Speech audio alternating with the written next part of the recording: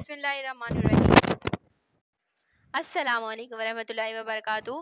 उम्मीद करती हूँ कि आप सब खैरियत से होंगे। हमारी बायोलॉजी की सीरीज़ में आज हम डिस्कस करेंगे बायोलॉजी का सेकेंड ईयर का चैप्टर नंबर 26 का लास्ट टॉपिक। ठीक है, मतलब लास्ट टॉपिक नहीं, मतलब ये लास्ट लेक्चर है। इसमें हम कुछ टॉपिक्स को यहाँ पे डिस्कस करेंगे जिसमें है temperate deciduous forest, coniferous forest, grassland ecosystem, desert ecosystem और टंड्रा इकोसिस्टम।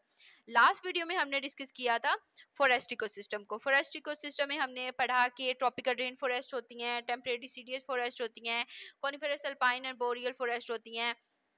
तो आज हम देखेंगे कि टेम्परेट डिसीडियस फॉरेस्ट क्या होते हैं, ठीक है, और कॉनिफरस फॉरेस्ट क्या होते हैं, ग्रासलैंड इकोसिस्टम, डेजर्ट और टंड्रा इकोसिस्टम कैसा होता है।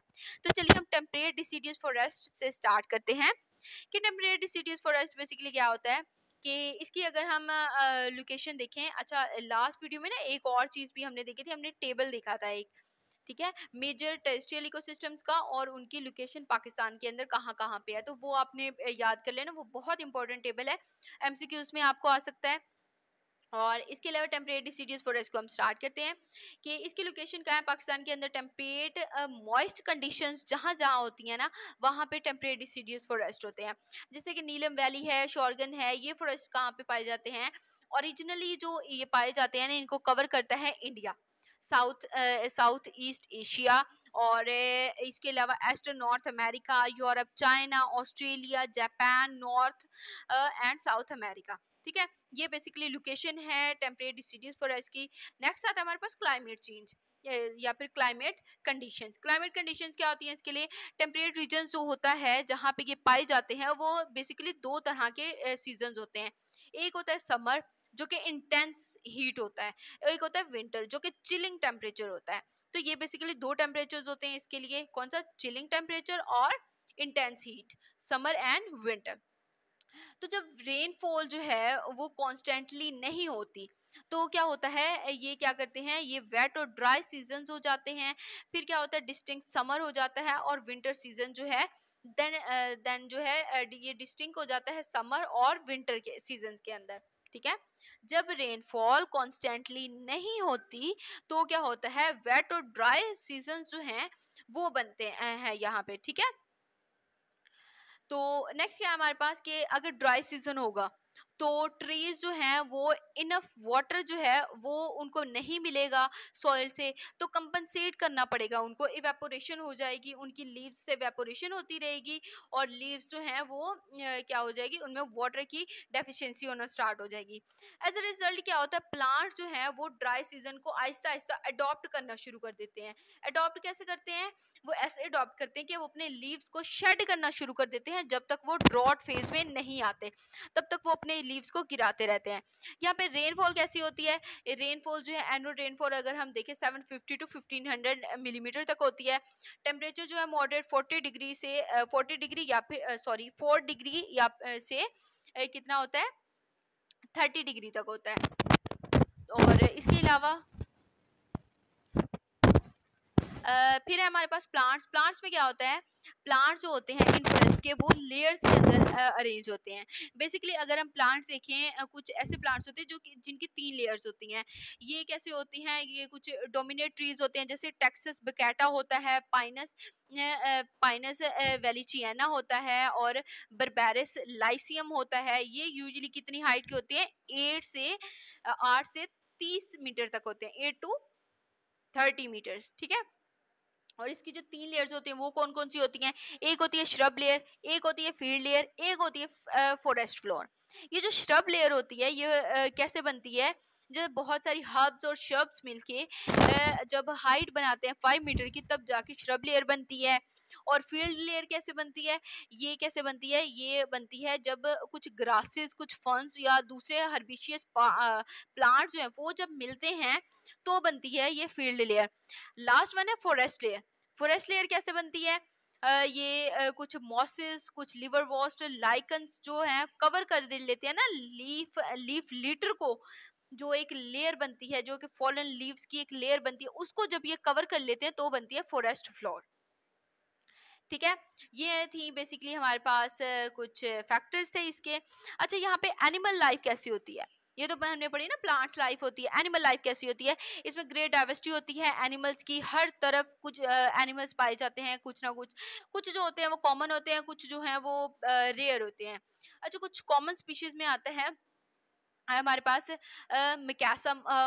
मिकासा मुलेट आता है, रेसिस मंकी जिसको कहते हैं, और इसके अलावा सोलिनोरोटस आता है, जो कि ब्लैक बियर होता है, और फेलिस बेंगलेनिस आता है, जिसे जैसे कि लेपर्ड कैट है उसको कहते हैं, और डियर आता है, वोल्स आता है, मतलब वैरायटी होती है इनमें बहुत सारी ना एनिमल्स की, एनिमल लाइफ की। तो ये बेसिकली कुछ नेम थे इन एनिमल्स के।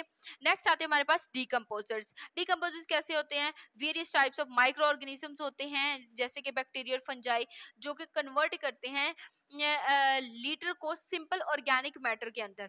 ठीक है, लीटर को सिंपल ऑर्गेनिक मैटर में कन्वर्ट करके क्या करते हैं, यूज करते हैं।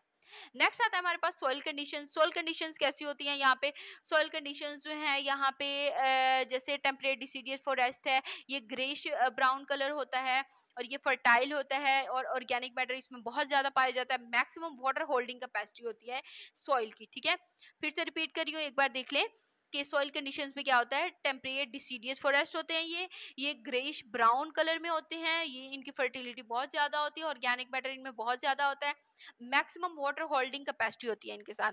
अच्छा, ह्यूमन का इम्पैक्ट कैसा होता है इसमें, टेम्परेट डिसीडियस फॉरेस्ट जो होते हैं, जैसे लार्ज मैमल्स, अगर इसके अंदर हम देखें, ब्लैक बियर है, डियर है, वुल्स है, बॉब कैट्स हैं, और माउंटेन है, सॉरी माउंटेन लाइन्स हैं, ये क्या होता है, ये अबेंडेंटली पाए जाते हैं, यहाँ पे फॉर्मली पाए जाते हैं।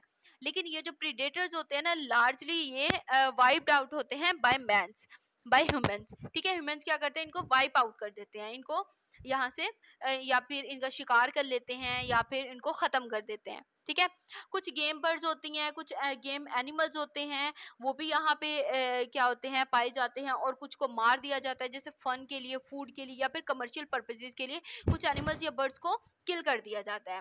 अच्छा, कुछ ट्रीज होते हैं जो कि क्या होते हैं, कुछ ट्रीज को यहाँ पे कट किया जाता है, किसके लिए, अपनी वुड की जरूरियात को पूरी करने के लिए, ड्यूल के लिए, सॉरी फ्यूल के लिए, और कंस्ट्रक्शन वगैरह के लिए यूज किया जाता है कुछ ट्रीज को। नेक्स्ट हमारे पास कुछ और रीजंस हो सकती हैं, डिफोरेस्टेशन यहाँ पे होती है, मतलब एग्रीकल्चर पर्पसेस के लिए डिफोरेस्टेशन कर दी जाती है, और इन सब रीजंस की वजह से डिसीडियस फॉरेस्ट जो हैं वो रिड्यूस होते जा रहे हैं, ऑलमोस्ट खत्म ही होते जा रहे हैं। मतलब अगर इंसान की ज़रूरियात पूरी करने के लिए हम इन सब चीज़ों को यूज़ कर रहे हैं, तो हमें उनकी क्वांटिटी भी देखनी चाहिए। अगर हम उनकी क्वांटिटी नहीं देखेंगे, तो हम उनको जब कंटिन्यूसली कट करते जाएंगे, वो तो बिल्कुल ख़त्म हो जाएंगे। तो इस बात का ख्याल रखना है कि इनको ना थोड़ा सा मेंटेन करने की कोशिश करनी चाहिए हमें। ठीक है, तो फ्यूचर के लिए हमें ये चीज़ें सिक्योर करनी पड़ेंगी। तो नेक्स्ट आता है हमारे पास कॉनिफेरस फॉरेस्ट। ये कौन से होते हैं, इनकी लोकेशन जो है बेसिकली हमारे पास अच्छा, ये कॉनिफेरस होते हैं, कॉन शेप नहीं होते, इनकी लीव्स वगैरह होते हैं। ठीक है, ये पिक्चर में भी आपको दिखाई दे रहा होगा। कॉनिफेरस जो होते हैं, ये पाकिस्तान में कहाँ कहाँ पाए जाते हैं, अपर कागान में, ऑर्डिर में, चिलास में, मलम जाबा में, सवात वैली में, हर लैटिट्यूड पे, हर एल्टीट्यूड पे पाए जाते हैं। ठीक है, अच्छा, पूरी दुनिया में अगर हम देखें, ये तो बस था ना इधर पाकिस्तान में, अगर पूरी दुनिया में देखें तो ये है रशिया में है, यूरेशिया कहते हैं इसको, यूरेशिया कैसे, यूरोप और एशिया को मिला के एशिया, यूरोप और एशिया को मिला के जब बोलते हैं हम यूरेया बोलते हैं, तो यूरोप और एशिया में पाए जाते हैं ये। इनके नॉर्दर्न पार्ट अमेरिका के नॉर्दर्न पार्ट्स में पाए जाते हैं, कनाडा में होते हैं, साउथ टंड्रा में हो सकते हैं ये। ठीक है, इन जगहों पे ये पाए जाते हैं। कोनिफेरस फॉरेस्ट जो होते हैं वो हायर लैटिट्यूड पे होते हैं, और ये हमारे पास होते हैं अल्पाइन फॉरेस्ट। और नेक्स्ट हमारे पास नॉर्दर्न कोनिफेरस फॉरेस्ट होते हैं कुछ, जो कि हायर लैटिट्यूड पे पाए जाते हैं, जिनको कहते हैं बोरियल फॉरेस्ट। ये थे बेसिकली हमारे पास इसकी लोकेशन के कहाँ कहाँ पाए जाते हैं, और ये फॉरेस्ट जो है वो टाइगा में भी पाए जाते हैं। अब हम देख लेते हैं इनकी क्लाइमेटिक कंडीशंस। क्लाइमेटिक कंडीशंस कैसी होती हैं, इनकी कंडीशंस जो होती हैं टाइगा के अंदर वो हार्शर होती हैं देन टेम्परेट डिसीडियस फॉरेस्ट। ठीक है, ये टेम्परेट डिसीडियस फॉरेस्ट से बहुत ज़्यादा हार्श होता है। विंटर जो है इसका बहुत ज़्यादा लॉन्ग होता है, बहुत ज़्यादा ठंडा होता है, और ग्रोइंग सीजन जो है इसका बहुत ही शॉर्ट होता है, छोटा सा होता है, जो गर्मियों का सीजन होता है। अच्छा, फ्यू मंथ आते हैं सिर्फ इसके वेदर के जिसमें गर्मी होना, लेकिन मोस्टली जो है वो कोल्ड ही होता है। एज अ रिजल्ट क्या होता है, एवरग्रीन कॉनिफेरस ट्रीज जो हैं वो क्या कर जाते हैं, वो जो हैं वो ज़्यादा नहीं कर पाते, डिफरेंट फॉरेस्ट जो हैं वो ज़्यादा नहीं बन पाते वहाँ पे। जो स्मॉल वैक्सी नीडल्स होती हैं वो बन जाती हैं प्लांट्स की। अच्छा, वैक्सी कोटिंग होती है इसके अलावा, और स्मॉल सरफेस एरिया होता है नीडल्स का, जो कि रिड्यूस होके जो कि रिड्यूस कर देता है वाटर लॉस को इवेपोरेशन के थ्रू। मतलब कोल्ड मंथ्स में जब इवेपोरेशन होती है तो उसके थ्रू क्या होती है, वैक्सी कोटिंग और स्मॉल सरफेस एरिया जो है ना वो रिड्यूस हो जाता है। नेक्स्ट आता है हमारे पास अल्पाइंस आते हैं कुछ हमारे पास। अल्पाइन में क्या होता है, अल्पाइन में कोनिफेरस फॉरेस्ट होते हैं जो कि हाई लैटिट्यूड पे होते हैं। फिर बोरियल आते हैं कोनिफेरस फॉरेस्ट ऐसे जो कि हाई लैटिट्यूड पे होते हैं। अच्छा, दो चीजें आपने याद रखनी है अल्पाइन और बोरियल में, हायर एल्टीट्यूड पे होंगे तो अल्पाइन होंगे, हायर लैटिट्यूड पे होंगे तो बोरियल होंगे, ठीक है। नेक्स्ट आता है हमारे पास स्नो कवर। स्नो कवर में क्या होता है, ये कांस्टेंट कवरिंग होती है स्नो की, मतलब स्नो से पूरा जो है वो एरिया जो है उसका वो कवर हो जाता है। नेक्स्ट है हमारे पास टेम्परेचर। टेम्परेचर कितना होता है, इसका फ्रीजिंग पॉइंट जो है अप टू 10 डिग्री सेंटीग्रेड तक हो सकता है, ठीक है।